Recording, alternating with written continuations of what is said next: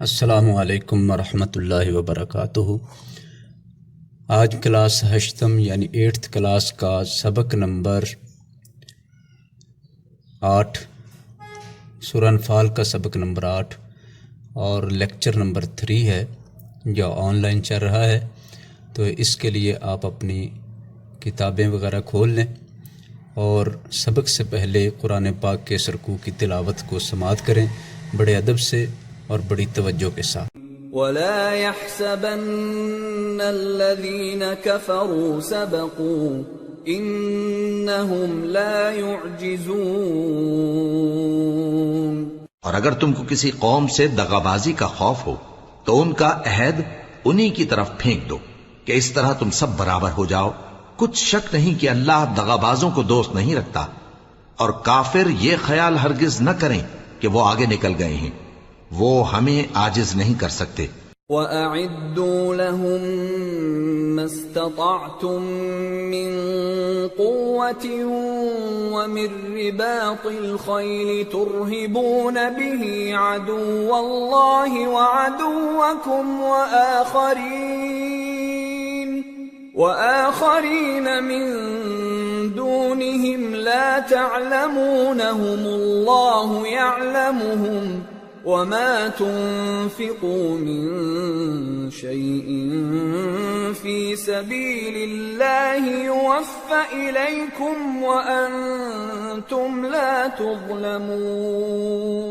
اور جہاں تک ہو سکے فوج کی جمعیت کے زور سے اور گھوڑوں کے تیار رکھنے سے ان کے مقابلے کے لیے مستعد رہو کہ اس سے اللہ کے دشمنوں اور تمہارے دشمنوں اور ان کے سوا اور لوگوں پر جن کو تم نہیں جانتے اور اللہ جانتا ہے ہیبت بیٹھی رہے گی، اور تم جو کچھ اللہ کی راہ میں خرچ کرو گے اس کا ثواب تم کو پورا پورا دیا جائے گا اور تمہارا ذرا نقصان نہ کیا جائے گا۔ وَإِن جَنَحُوا لِلسَّلْمِ فَاجْنَحْ لَهَا وَتَوَكَّلْ عَلَى اللَّهِ إِنَّهُ هُوَ السَّمِيعُ الْعَلِيمُ۔ وَإِن يُرِيدُوا أَن يَخْدَعُوكَ فَإِنَّ حَسْبَكَ اللَّهُ هُوَ الَّذِي أَيَّدَكَ بِنَصْرِهِ وَبِالْمُؤْمِنِينَ وَأَلَّفَ بَيْنَ قُلُوبِهِمْ لو أنفقت ما في الأرض جميعا ما ألفت بين قلوبهم ولكن الله ألف بينهم إنه عزيز حكيم۔ يا أيها النبي حسبك الله ومن اتبعك من المؤمنين۔ اور اگر یہ لوگ صلح کی طرف مائل ہوں تو تم بھی اس کی طرف مائل ہو جاؤ، اور اللہ پر بھروسہ رکھو، کچھ شک نہیں کہ وہ سب کچھ سنتا ہے، جانتا ہے۔ اور اگر یہ چاہیں کہ تم کو فریب دیں تو اللہ تمہیں کفایت کرے گا، وہی تو ہے جس نے تم کو اپنی مدد سے اور مسلمانوں کی جمعیت سے تقویت بخشی اور ان کے دلوں میں الفت پیدا کر دی، اور اگر تم دنیا بھر کی دولت خرچ کرتے تب بھی ان کے دلوں میں الفت پیدا نہ کر سکتے، مگر اللہ ہی نے ان میں الفت ڈال دی، بے شک وہ زبردست ہے، حکمت والا ہے۔ اے نبی، اللہ تم کو اور مومنوں کو جو تمہارے پیرو ہیں کافی ہے۔ اعوذ باللہ من الشیطان الرجیم، بسم اللہ الرحمن الرحیم۔ وَلَا يَحْسَبَنَّ الَّذِينَ كَفَرُوا سَبَقُوا، وَلَا يَحْسَبَنَّ اور نہ خیال کریں، الَّذِينَ كَفَرُوا کافر لوگ، سَبَقُوا کہ وہ بھاگ نکلے ہیں۔ سبقوا سبقت سے لفظ بنا ہے، سبقت کا معنی ہوتا ہے مقابلے میں، بھاگ میں، دوڑ میں آگے نکل جانا۔ کافر یہ خیال نہ کریں کہ وہ بھاگ نکلے ہیں۔ انہم بے شک وہ لا یعجزون عاجز نہیں کر سکتے۔ با محاورہ وہ اپنی چالوں سے ہم کو ہرگز عاجز نہیں کر سکتے۔ عاجز کا مطلب ہے تھکا دینا، بے بس کر دینا، ہرا دینا، شکست دے دینا۔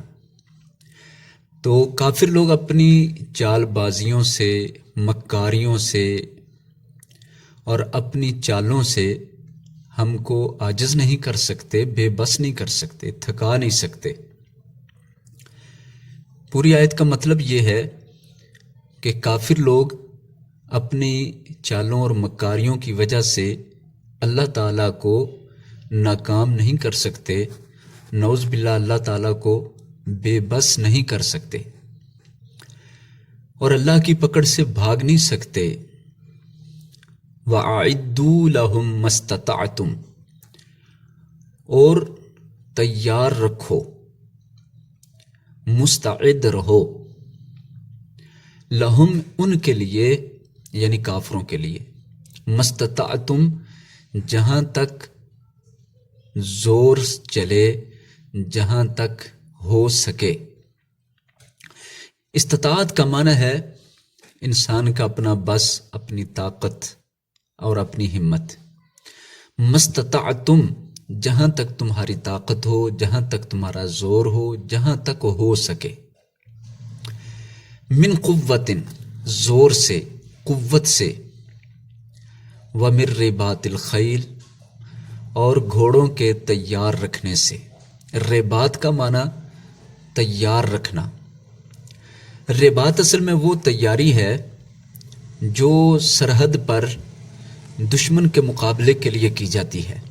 تو گھوڑوں کو اس قابل بنانا، ان کی مشق کر کے، ان کی خوراک اچھی کر کے اور ان کی دوڑ دھوپ بہتر کر کے تاکہ دشمن کا مقابلہ کر سکیں، تو اچھی طرح مقابلہ کرنے کی استطاعت رکھنے والے گھوڑے کو رباط کہتے ہیں، کہ وہ گھوڑے جو جنگ کے لیے تیار کیے جائیں۔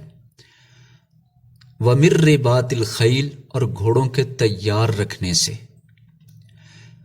ترہبون تم ہیبت ڈال دو گے، بہی ساتھ اس کے، عدو اللہ اللہ کے دشمنوں پر، وعدوکم اور اپنے دشمنوں پر، وآخرین من دونہم اور دوسرے لوگ، من دونہم جو ان کے سوا ہیں،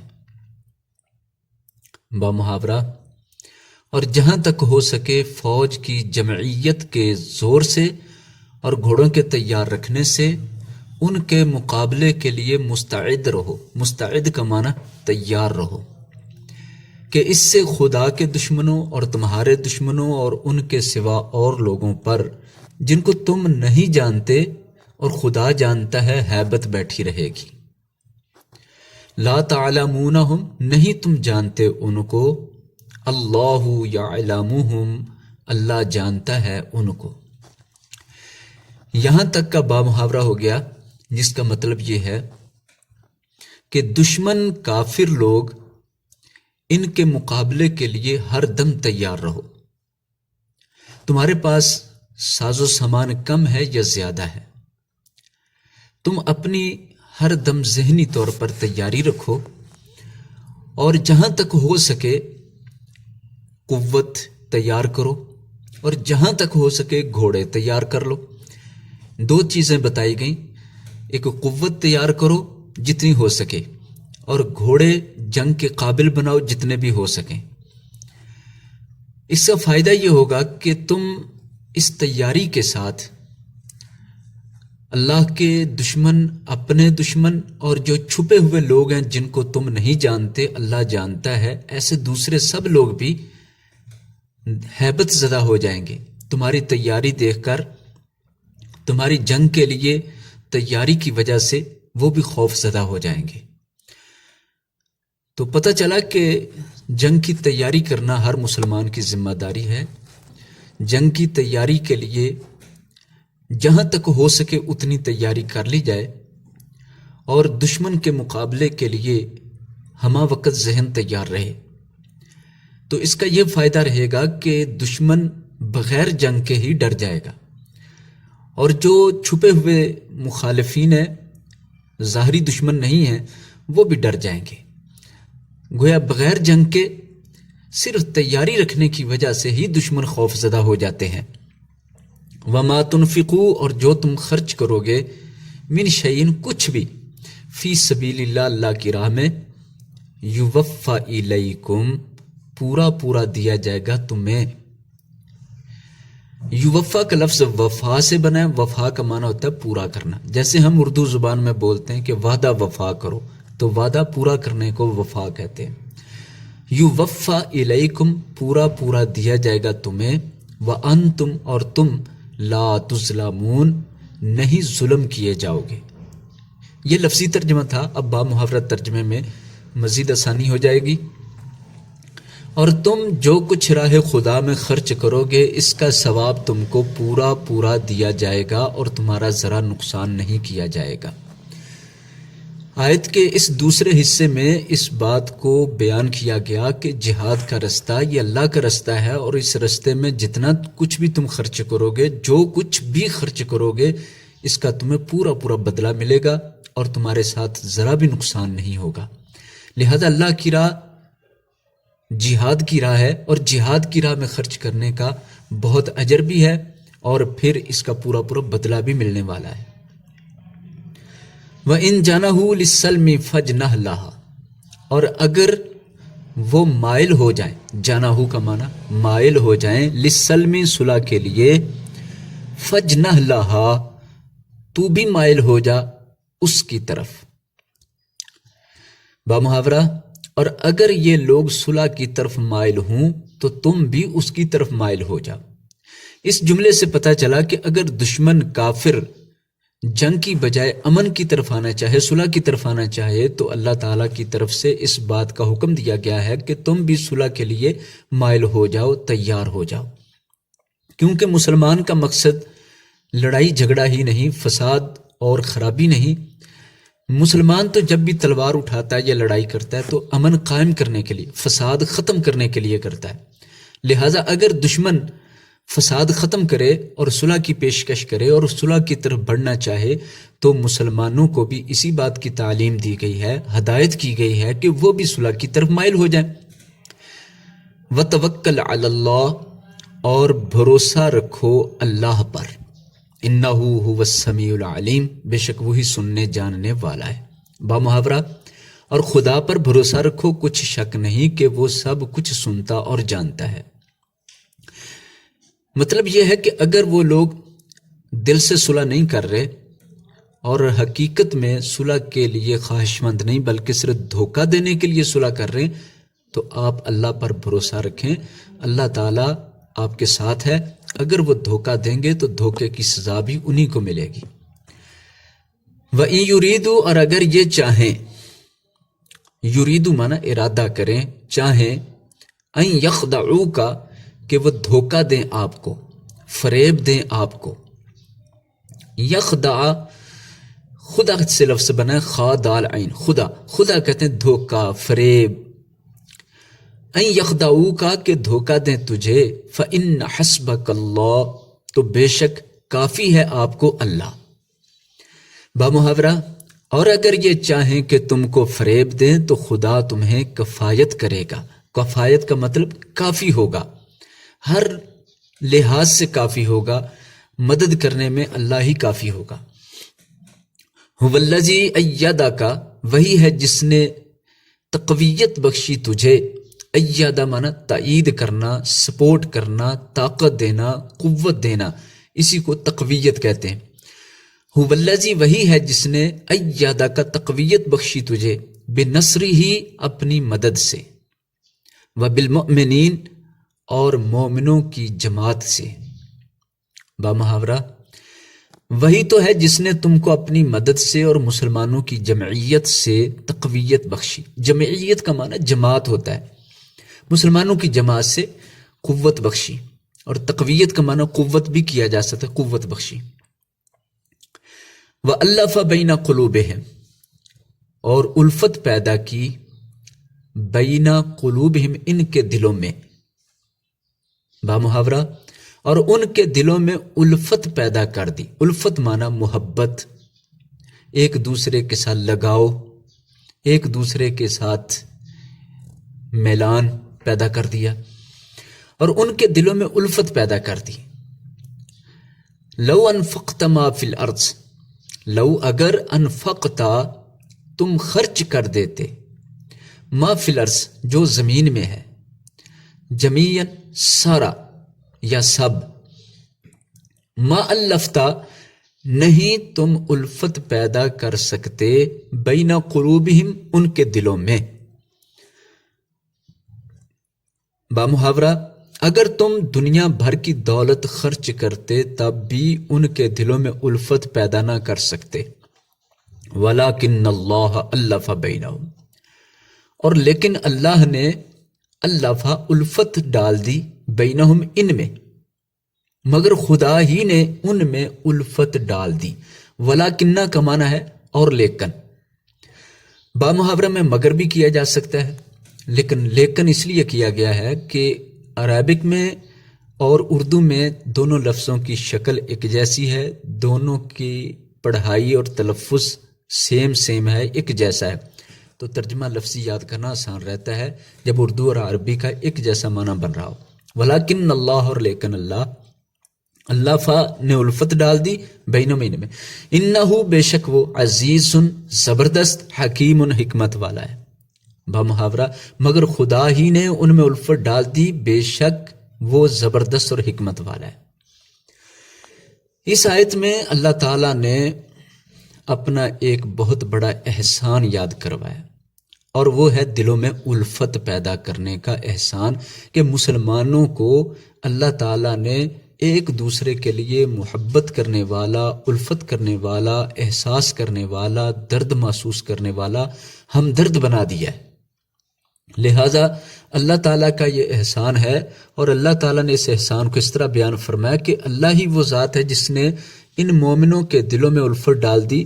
اگر آپ صلی اللہ علیہ وسلم دنیا بھر کی دولت خرچ کر دیتے کہ یہ مسلمان ایک دوسرے سے محبت کرنے والے بن جائیں تو کبھی بھی کامیابی نہ ہوتی، اور کبھی بھی یہ ایک دوسرے سے محبت کرنے والے نہ ہوتے.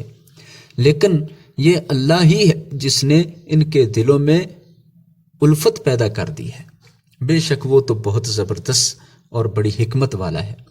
یا ایھا النبی، اے نبی صلی اللہ علیہ وسلم، حسبک اللہ، کافی ہے تجھے اللہ. حسب مانا کافی ہونا، کفایت کرنا، یہ پیچھے بھی لفظ اسی سبق میں گزر گیا ہے. یا ایھا النبی، اے نبی صلی اللہ علیہ وسلم، حسبک اللہ، کافی ہے تجھے اللہ. ومن اتبعک، اور جو بھی پیروی کریں آپ کی، من المؤمنین، مومنوں میں سے.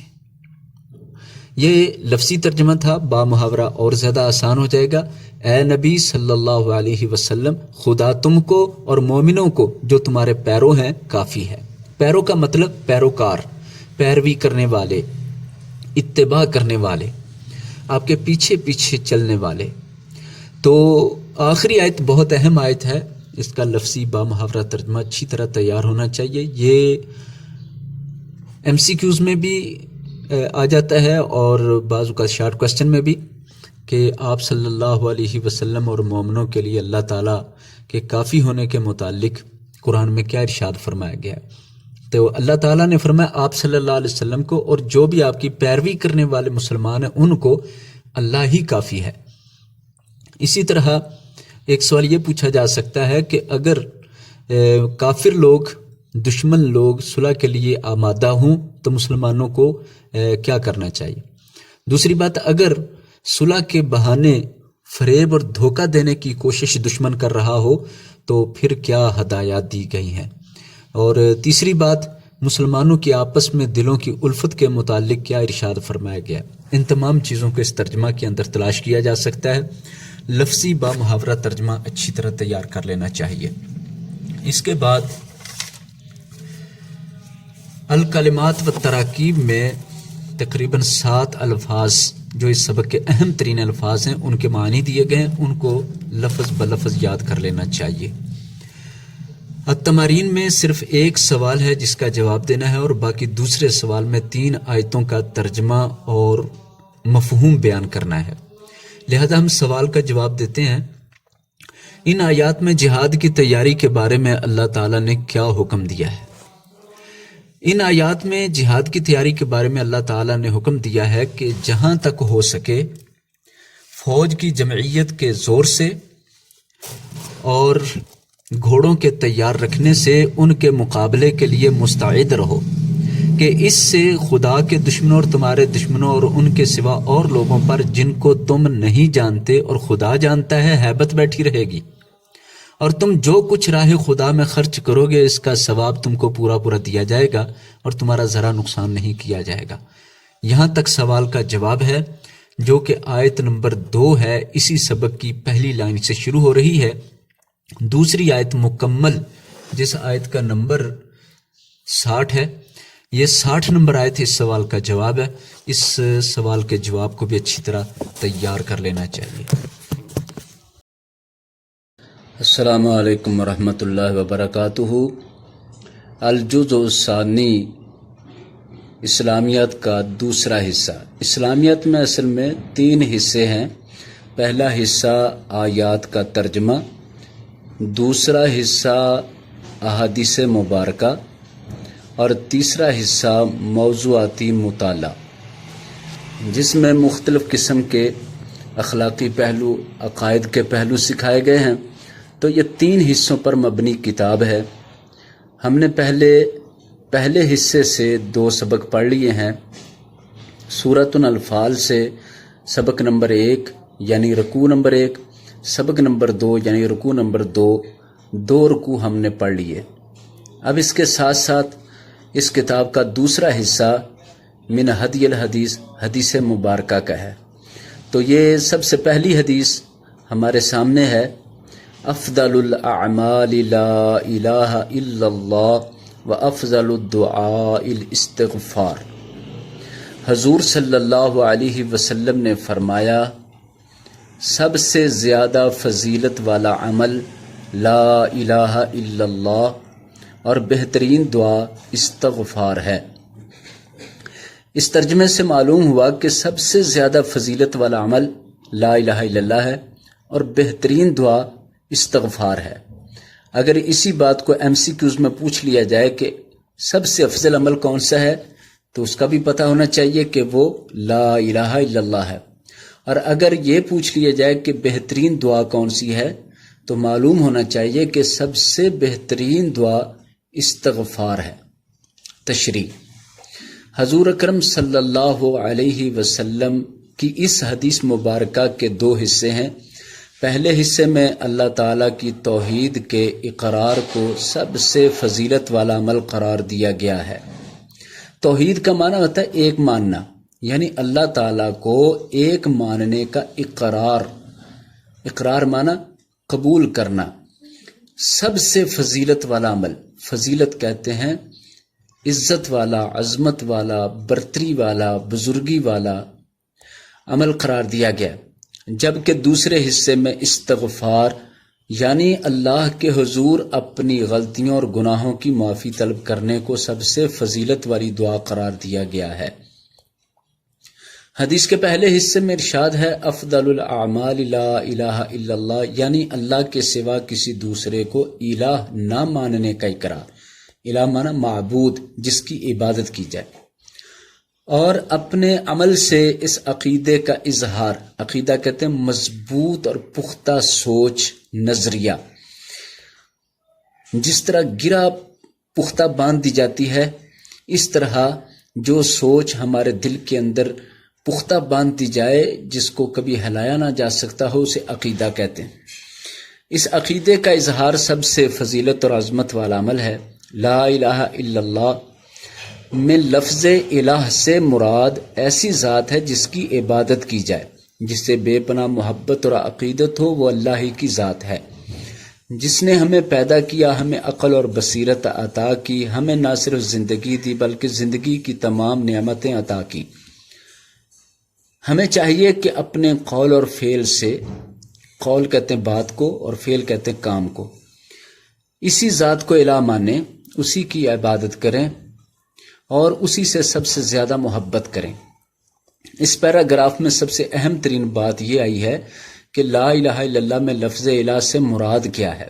تو لفظ الہ سے مراد ایسی ذات ہے جس کی عبادت کی جائے، تو یہ یاد رکھنا ہے. شارٹ کوسچن میں آ سکتا ہے کہ لفظ الہ سے کیا مراد ہے؟ تو اس سے مراد ہے جس کی عبادت کی جائے، جس سے بے پناہ محبت و عقیدت ہو، اللہ ہی کی ذات ہے. اگلا پیراگراف حدیث کے دوسرے حصے میں ارشاد ہے افضل الدعاء الاستغفار، یعنی بہترین دعا اللہ سے اپنے گناہوں اور نافرمانیوں کی معافی مانگنا ہے. انسان بعض اوقات دنیا کی ظاہری رنگینیوں میں کھو کر اپنے خالق و مالک کی رضا کے خلاف کسی غلطی یا گناہ کا ارتکاب کر بیٹھتا ہے. لہٰذا اللہ کو الہ ماننے کا تقاضا یہ ہے کہ انسان اپنی غلطی یا گناہ پر نادم اور شرمندہ ہو کر اللہ تعالیٰ سے معافی مانگ لے، کیونکہ اخروی نجات یعنی آخرت کی نجات اس وقت تک ممکن نہیں ہے جب تک اللہ تعالیٰ ہماری غلطیوں کو معاف نہ کر دے. اب اگر کوئی اللہ کی نگاہ میں پسندیدہ اور محبوب بننا چاہتا ہے تو اسے چاہیے کہ چلتے پھرتے اٹھتے بیٹھتے دل و جان سے لا الہ الا اللہ اور استغفر اللہ کا اظہار کرتا رہے. اس دوسرے پیراگراف میں سب سے اہم ترین بات یہ ہے کہ اللہ تعالیٰ کی نگاہ میں پسندیدہ اور محبوب بننا ہو تو کیا کرنا چاہیے. تو آخری 2 لائن کے اندر اس کا جواب ہے کہ اگر کوئی شخص اللہ تعالیٰ کی نگاہ میں پسندیدہ اور محبوب بننا چاہتا ہے تو اسے چاہیے کہ چلتے پھرتے اٹھتے بیٹھتے دل و جان سے لا الہ الا اللہ اور استغفر اللہ کا اظہار کرتا رہے. اس حدیث مبارکہ کا ترجمہ زبانی یاد کرنا ہے اور پھر اس کے تشریح کو بھی مکمل زبانی یاد کرنا ہے.